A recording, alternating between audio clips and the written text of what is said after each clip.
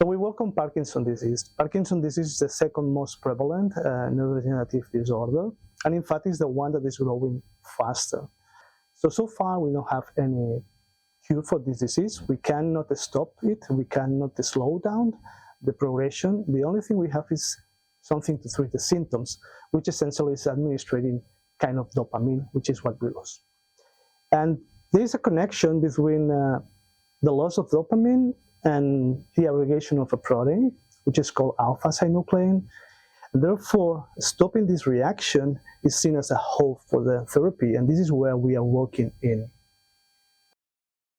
Now there is evidence that there are smaller aggregates called oligomers that form early in the reaction of the aggregation, which are the real culprits of the disease.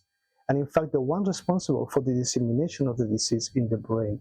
So now there is a new hope that targeting these specific species and blocking them could be a therapeutic strategy. The thing is that this is extremely difficult because these species are super transient and mobile.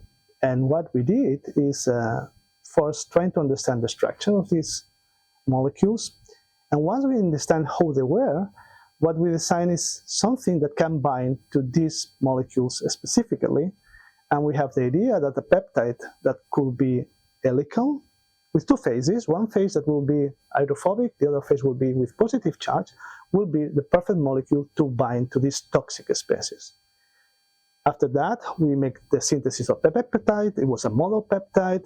The peptide bound specifically to these oligomers with an increasing affinity. I mean, it's something amazing. It's nanomolar.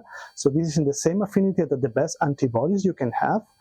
And more importantly, it doesn't touch the functional form of the protein. This functional form of the protein works in the synapses in transmission, so you don't want to touch them, right? So it should be something which is selective.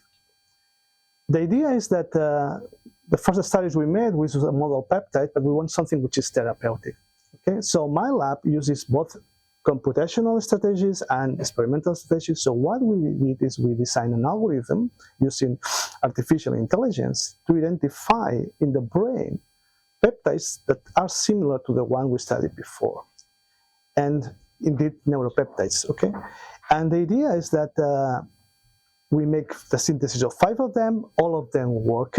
So this means that they validated our hypothesis, but one of them works better than the other, which is HeliCure, and this is the subject of this project.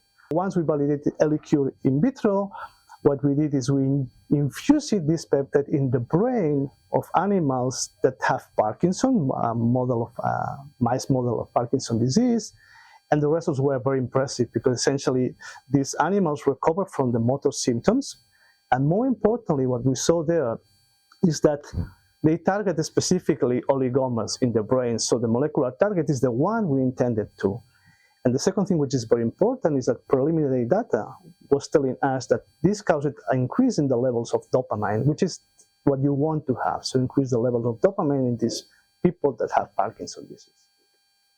So to move this project, we need additional funding, and the idea is putting this funding in preclinical studies for 2 things. First, security of the peptide. The second one is to analyze which is the doses we have to administrate to have the right effects.